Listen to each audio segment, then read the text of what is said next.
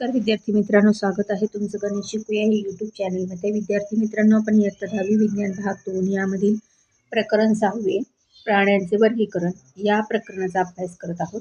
त्यामध्ये आपण प्राणी वर्गीकरणाची नवीन पद्धत जी आहे तिचा अभ्यास करत आहोत। त्यामध्ये जे मुद्दे आहेत त्या मुद्द्यांचा अभ्यास करत असतो। तर आज आपण आद्य स्तर, जननस्तर आणि द्विस्तरीय व त्रिस्तरीय या घटकासंदर्भात माहिती करून घेणार आहोत। जे आधारभूत मुद्दा आहे तो।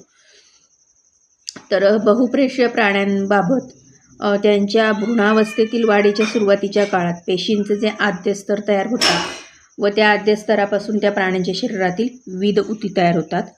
काही प्राण्यांमध्ये फक्त 2च आद्य स्तर म्हणजे बहिर्जनस्तर आणि अंतर्जनस्तर तयार होतात। उदाहरणार्थ सर्व निडारिया आणि सेलेंट्रेटा। तर बहुतांश सर्व प्राण्यांमध्ये 3 आद्य स्तर म्हणजे वरील दोन्ही सोबत मध्यस्तर सुद्धा तयार होतो। आता इथे त्यांनी ही आपल्याला आकृती दाखवलेली आहे 6.10। त्यानुसार हे स्तर आपल्याला समजून घेता येतील। आता इथे देहगुहा हा एक मुद्दा आहे। यामध्ये काय असतं तर शरीरभित्तिका आणि आतील अवयव या दरम्यान असलेल्या पोकळीस देहगुहा म्हणतात।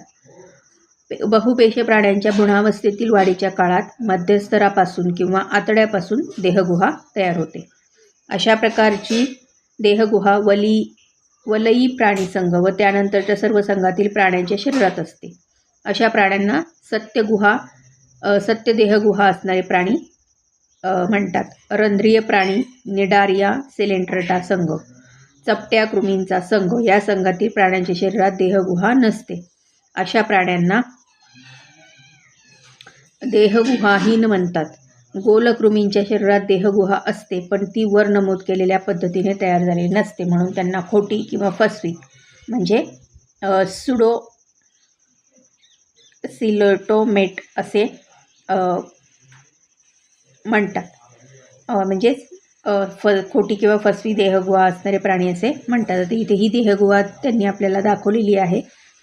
म्हणजे देहगुहा असणारे प्राणी कसे असतात आणि देहगुहा नसणारे किंवा फसवी देहगुहा असणारे प्राणी कसे असतात।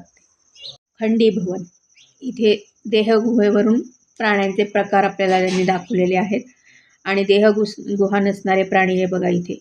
तर जर प्राण्यांचे शरीर छोट्या छोट्या समान भागात विभागलेले असेल तर अशा शरीराला खंडीभवित शरीर म्हणतात, म्हणजे सेगमेंटेड बॉडी। आणि प्रत्येक छोट्या खंडाला सेगमेंट म्हणतात। तर वलयी प्राणी संघातील गांडूळ हे त्याचं उदाहरण आहे। आता हे इथे तुम्हाला दिसते।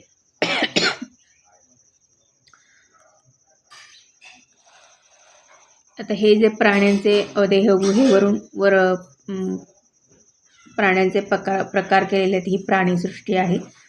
तर वरील जे आधारभूत मुद्दे आता आपण अभ्यासलेले आहेत, तर त्या मुद्द्यांच्या आधारावरनं त्यांचा वापर करून हे प्राण्यांचं वर्गीकरण इथे केलेलं आहे।